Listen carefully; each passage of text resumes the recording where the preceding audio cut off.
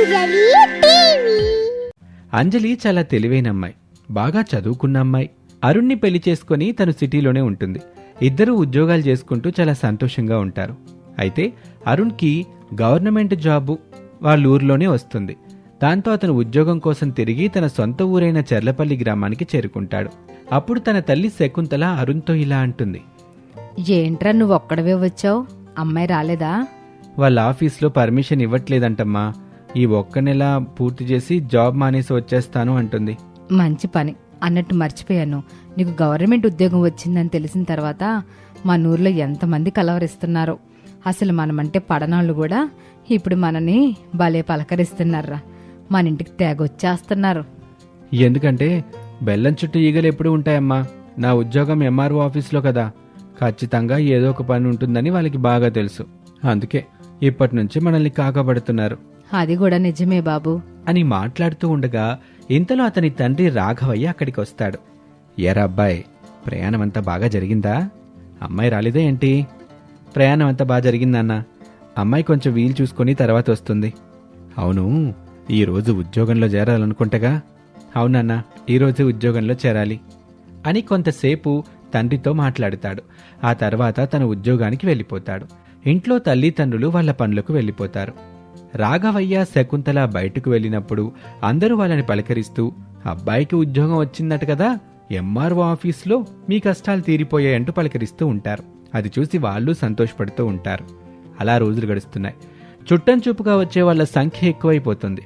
ఒకప్పుడు వాళ్ళని ఏమీ లేదు అని అవమానించిన వాళ్లే ఇప్పుడు వాళ్ళ కొడుకు కోసం వస్తుంటే వాళ్ళకి చాలా ఆశ్చర్యంగా ఉంటుంది. ఆ రోజు గడిచిపోతుంది. ఆ మరుసటి రోజు ఉదయం కోడలు ఇంటికి తిరిగి వస్తుంది. కోడల్ని చూసి అత్తగారు మామగారు చాలా సంతోషిస్తారు. ఆ తర్వాత అంజలి భర్త దగ్గరకు వెళ్తుంది.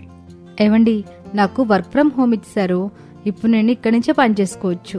ఆ మాట వినగానే అతడు చాలా సంతోషపడతాడు.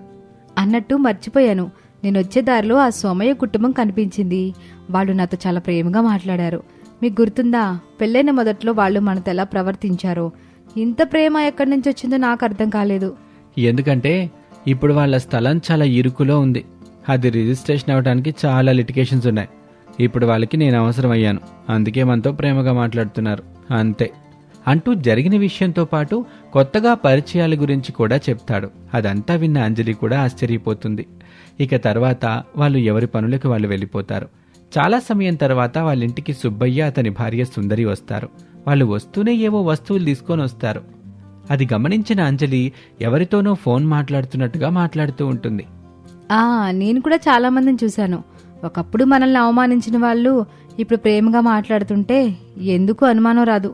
అలాంటి వాళ్ళు వాళ్ళ అవసరం తీరేంత వరకు ప్రేమగా నటిస్తారు. ఆ తర్వాత అంతా మామూలే. అలాంటి వాళ్ళు గనక నాకు కంట పడాలి, వాళ్ళకి ప్రేమతో కాఫీ టీ ఇస్తాను కదా, అందులో విషం కల్పిస్తాను.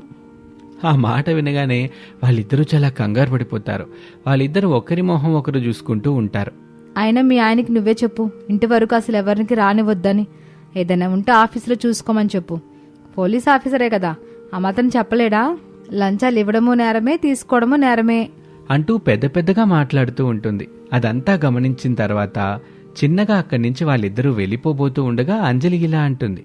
బాబాయ్, పిన్ని, ఎక్కడికి వెళ్తున్నారు? ఎవరి కోసం వచ్చారు? మా ఆయన కోసమేనా వచ్చింది? లేదమ్మా, ఊరికే నిన్ను చూసి వెళ్దామని వచ్చాం. చూశాంగా వెళ్తున్నాం. టీ కాఫీ గాని ఏదైనా తీసుకోండి బాబాయ్. ఇంటికొచ్చి ఏం తీసుకోకుండా వెళ్తే బాగోదు. మేము కాఫీలు టీలు మానేసాంలే అమ్మా, ఆలస్యం అవుతుందిలే, మేము వెళ్ళిపోతాం అంటూ హడావిడిగా వెళ్ళిపోతారు. అది చూసి అంజలి నవ్వుకుంటూ ఉంటుంది. ఆ తర్వాత మరికొందరు ఇంటికి వస్తారు. అరుణ్తో మాట్లాడి కొంత డబ్బులు లంచంగా ఇద్దాము అనుకుంటారు. వాళ్ల యొక్క ప్రవర్తన గమనించిన అంజలి వాళ్ళని ఇండైరెక్ట్ గా బెదిరించి వాళ్ళని ఇంటికి రాకుండా చేస్తూ ఉంటుంది. అలా రోజులు గడుస్తూ ఉంటాయి. అంజలి ఇంటికొచ్చిన దగ్గర నుంచి ఎవ్వరూ కూడా ఇంటికి రావటానికే ఇష్టపడట్లేదు, పైగా భయపడుతున్నారు. అది గమనించిన అత్తగారు అంజలితో, ఏంటమ్మా అంజలి, నువ్వు ఇంట్లో అడుగుపెట్టింది మొదలు అప్పటి నుంచి జనాలు రావడం మానేశారు. ఏం చేసావాళ్ళని? అప్పుడు అంజలి జరిగిన విషయం అంతా చెప్తుంది. ఆ మాటలు వినగానే శకుంతల పెద్దగా నవ్వుతూ, నీ ఆలోచన భలే ఉంది, నాకు ఈ ఆలోచన తట్టనే లేదు. అందరూ కూడా మన ఇంటికి వస్తా పోతా ఉన్నారు. ఏవేవో బహుమతులు కూడా తీసుకొస్తున్నారు. అవన్నీ మనం తీసుకుంటే మరోలాగా భావిస్తారు. అందుకే నేను తీసుకోలేదు. అలా చేసి మంచి పని చేశారు అత్తయ్య మీరు. నాకు తెలిసి ఇక నుంచి మన ఇంటికి ఎవరైనా రావాలంటే భయపడిపోతారు. అలా భయపెట్టేశాను నేను. అప్పుడే అక్కడికి వచ్చిన అరుణ్ వాళ్ళ మాటలు వింటాడు. నువ్వు చాలా గొప్ప పని చేశావు. లేదంటే వాళ్ళు మన ఇంటి దాకా వచ్చి మనకి బహుమతులు ఇవ్వడానికి ప్రయత్నిస్తూ ఉంటారు. అక్కడైతే సీసీ కెమెరాలు ఉండటం వల్ల డబ్బులు తీయటానికి గాని బహుమతులు ఇవ్వటానికి కానీ భయపడుతున్నారు. ఇక రోడ్డు మీద ఎవరన్నా ఆపి ఏదైనా ఇవ్వటానికి ప్రయత్నిస్తారేమోనని ఆలోచిస్తున్నాను. ఇక అది కూడా నువ్వు లేకుండా చేశావు. అసలు ఎందుకు? వాళ్ళకి ఏం చెప్పావు? ఏం చెప్పి భయపెట్టావు? నేనేం చెప్పానండి, చిన్న చిన్నవి ప్రయోగించాను. టీలో విషం కలుపుతాను, కుక్కలను వదులుతాను, పోలీసు వాళ్ళని పిలుస్తాను, ఇలా చిన్న చిన్నవే. వాటిని వాడానంతే. ఆ మాటలే నిజమనుకుని భయపడి వాళ్ళు మన ఇంటికి రావడమే మానేశారు. ఏదేమైనా సరే మంచి జరిగిందిగా మనకి. నువ్వు తెలివైన దానివి అనిపించావులే. ఆ మాటలు విని ఆమె చాలా సంతోషపడుతుంది. లోపలికి వెళ్తుంది. అలా రోజులు ఒకరోజు ఆ ఊళ్ళో ఒక దొంగతనం జరుగుతుంది. అందరూ కూడా ఆ ఇంటి పని మనిషి కాంతం మీదే ఆ దొంగతనం నేరాన్ని మోపుతూ ఉంటారు. నేను నిజం చెప్తున్నాను, ఆ బంగారపు గొలుసు నేను తీయలేదండి.